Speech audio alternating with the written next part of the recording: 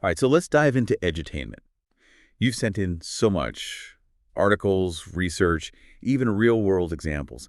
Clearly, you're really looking for that deeper level of understanding how education and entertainment, how can they really truly work together? What I find so interesting is you're not just asking, can this be done? It's more like, how can it be done well? Hmm. We're not staying on the surface here. We're getting into the nuts and bolts of, well, what makes edutainment actually work, effective? Exactly. So think of this as us exploring together, right? We're not just going to say what edutainment is, but why it matters and how it could actually help you. And what's really exciting right now is the variety of edutainment. It's gone way beyond just kids' TV. Sophisticated games, these immersive museums, even podcasts tackling really complex issues in a way that keeps you engaged. Okay, before we get too far ahead of ourselves, let's clear up something.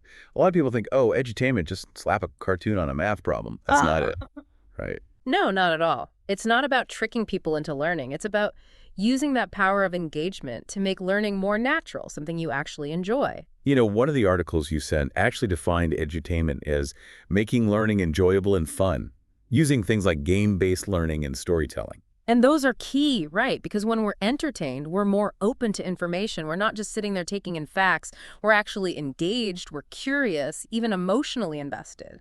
This reminds me of Schoolhouse Rock, those catchy songs, teaching grammar, history.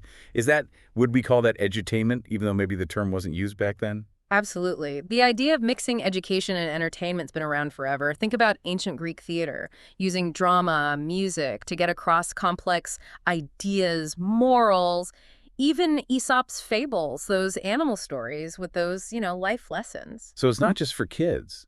Your sources, they have examples for adult learning, for health campaigns, even corporate training. Exactly. The principles of edutainment apply throughout life in so many different situations. It's fascinating, whether it's a child learning fractions through a game or an adult learning new job skills through like an interactive simulation, it's using that same, engagement, retention, it's all similar. Let's get down to it. Why should you, the listener, care about this? What's the actual benefit? Well, imagine a learning experience where you're not just memorizing facts, but actually remembering them, using them, and even, feeling motivated to learn more. That's the promise of edutainment. One of the sources, a research paper on educational psychology, highlighted a study about Sesame Street's impact. They found that it actually measurably increased test scores, especially for children from disadvantaged backgrounds. Sesame Street is a classic example of how powerful, well-made edutainment can be. And what's really interesting isn't just the results, it's the why.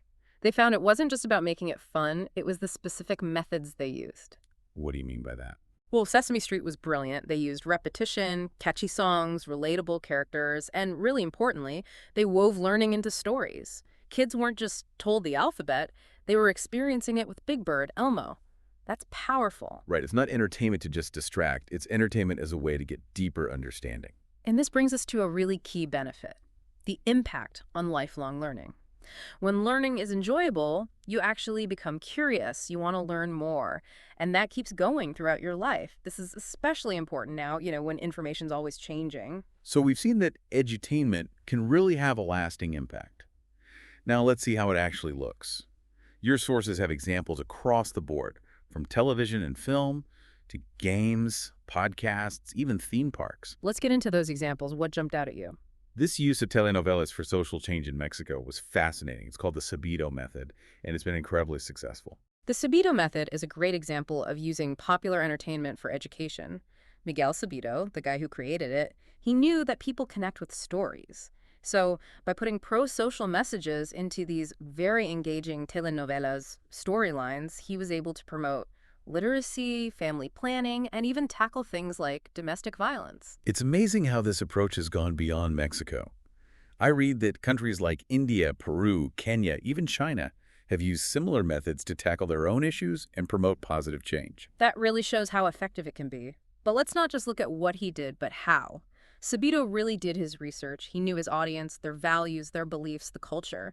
So he made stories that connected with them, putting the educational messages right there within the drama, the humor, the romance, stuff that was already drawing people in. Like sneaking in the spinach with the mac and cheese. You're still getting something healthy, but it's a lot more appealing, right? Another really powerful example I thought was MTV Shuga. It's been making a big impact in Africa. MTV Shuga is brilliant, tackling those tough topics, HIV prevention, sexual health, things that are often stigmatized, but doing it in a format that young people actually want to watch. It's not preachy, it's relatable, the characters face real issues, so those messages really hit home. And the results are real, right? Did they find that the show led to a big increase in HIV testing? Exactly. And what's interesting is it doesn't shy away from the tough stuff. It shows the real complexities of relationships, making choices, the pressures young people face. It's that authenticity that makes it work so well. It shows entertainment doesn't have to be shallow to be educational. It can be engaging and make you think. And speaking of engaging learning, we can't forget Bill Nye the Science Guy. Ah, Bill Nye. He made science cool for so many. His approach is a great example of knowing your audience. Kids are naturally curious. So he used that with humor, visuals, hands-on stuff, making those complex ideas accessible and, fun. He definitely made science seem less intimidating, something you could actually understand. And now we're seeing this whole new wave of educational shows, platforms, building on those same ideas of engagement and being accessible. Absolutely. And that's what's so exciting about this field. It's always evolving, finding new ways to connect with learners of all ages. Speaking of new generations, let's talk about games. Games have always been part of edutainment, but what we see now is going way beyond those basic educational games from, years ago. I'm fascinated by games like Minecraft and Roblox, those games that are actually being used in schools. It's not so much about memorization anymore, it's more about encouraging creativity, problem solving, working together. What's really cool about those games is they give you this open world. You can try things out, build stuff, learn from your mistakes, and it's safe, it's engaging, it's not just sitting and listening, it's about actually creating. And that's how our brains are wired, to learn by doing. It's like giving someone tools and saying, go build something amazing. Instead of just showing them a picture of what's already been built. It taps into that natural drive to explore, experiment, make something new. Exactly. And it shows we're realizing that skills like critical thinking, communication, collaboration, those are essential for this world that's constantly changing. Those aren't things you just learn from a book. You have to experience them, get hands-on, and games let you do that. So games have gone from being seen as this distraction to actually becoming tools for learning. It's a pretty big shift. And it's not just video games. Podcasts are getting into edutainment too. Shows like Freakonomics Radio, Invisibilia, they're taking on these complex topics, but they keep you hooked with the stories, the way they're produced, the sound. It's like the evolution of radio, educational content, but now it's not just informative, it's really engaging, it's entertaining, it's learning on the go. I love how those podcasts weave together the story, the sound design, interviews with experts. It creates this whole immersive experience. It's not just facts, it's about the stories that pull you in, that make you want to know more. And so accessible. You can listen while you're commuting, exercising, just relaxing at home. Easy way to fit learning into your day. But edutainment doesn't stop there. Theme parks too, right? Theme parks, absolutely. Think about Epcot at Disney World. Designed to teach people about history, science, cultures from around the world. Great example of entertainment and education coming together in a really immersive way. And SeaWorld, I feel like they're heading in that direction too. More focus on marine biology, conservation. It makes sense. There's a growing awareness of the environment, and by putting those messages into the attractions, they can reach so many people, raise awareness, maybe even inspire action. It shows edutainment can be powerful, not just for teaching facts, but for actually changing attitudes, behaviors. It's about how you feel, what you're inspired to do. Another interesting example, this rise of hip-hop culture as an educational tool. Who would have thought? It's not something you'd expect, but hip-hop, with its history, the focus on storytelling, the way it uses language, it can be incredibly effective for education. Look at Hamilton, the musical. Captivated people worldwide while teaching them about American history in a whole new way. It really challenges our assumptions about what education can be, where it can happen. Shows that edutainment is always changing, finding these new, exciting ways to connect with people, from telenovelas to theme parks to hip-hop musicals. Anything else you want to touch on before we move on? It's interesting how even museums have changed. They're not just those static displays anymore. They're interactive, engaging, they're using technology, multimedia, hands-on activities to create these really immersive experiences.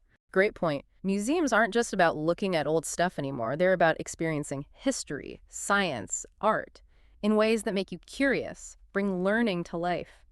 It's blurring the lines between entertainment and education, making learning an adventure. So it seems like edutainment has huge potential. But let's be real, creating good edutainment isn't easy. What are some of the things that creators struggle with? One of the biggest challenges is finding the balance, the sweet spot between keeping it entertaining and actually making sure people are learning something valuable. You don't want the fun to overshadow the substance, but it has to be engaging too. It's tricky.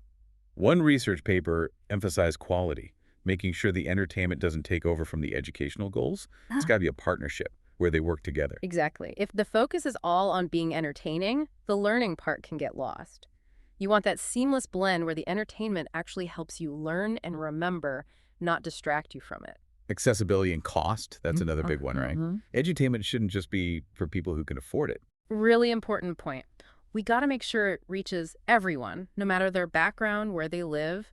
That means thinking about things like internet access, affordability, and making sure it's relevant to different cultures. One article even talked about new technology being a barrier for some adult learners. Not everyone's comfortable with tech. We can't assume everyone has the same skills. Definitely. Bridging that digital divide is key. We need to provide resources, support for those who might not have the technology or know how to use it well. That might mean having low-tech options, teaching digital literacy skills, working with community groups to reach those who are often left out. And how do we know if it's working? Measuring effectiveness, that's a challenge too, right? Some things are hard to measure, like critical thinking, creativity. You're right. Traditional tests might not be the best way to measure the impact of edutainment. We need new ways to assess learning, methods that go beyond the standard tests, and consider how edutainment is unique. So with all these challenges, how do we make sure edutainment reaches its full potential? Did your sources have any suggestions? Collaboration is key. Making good edutainment takes a team. Educators, content creators, game designers, tech people, researchers, bringing everyone together, all those different areas of expertise to create something that's both fun and educationally sound. Everyone bringing their skills to the table, working together to make something truly innovative and impactful. And we need more research to really understand how different types of edutainment affect learning, how to measure if it's working. We have to keep evaluating, refining, innovating to create the best possible learning experiences. We've talked about the what, the why, the how, and the challenges of edutainment. So listener, why should you care about all of this? Well, I hope this has got you thinking about learning in a different way. It's not just about stuffing your head with facts, it's about engaging with information in a way that means something to you, that you enjoy, that you can use. It sounds like the future of learning is wide open. So much potential there. Yeah, it's like we're being challenged to think differently about learning. It's not a chore, it's not something you have to do. It's this ongoing journey, always discovering, exploring. So that's edutainment. We've really taken a deep dive here. The definition, the benefits, what makes it hard, and all these amazing ways it's being used across all sorts of mediums for all ages. We've seen how it can make learning something you actually look forward to, something that sticks with you, and of course, how to make it enjoyable. We talked about that balance, right? Keeping it fun, but making sure there's real substance there, making sure everyone can access it. And how do we even know if it's working? I hope this has got you thinking about new ways to learn, to explore those topics you've always been curious about, and really embrace this idea of learning as a lifelong thing. And keep in mind, the best edutainment is the stuff that makes you think, wow, I want to know more. So keep exploring, keep asking questions, keep learning. Thanks for joining us on this deep dive into edutainment. Catch you next time for another exploration, something else to spark your curiosity.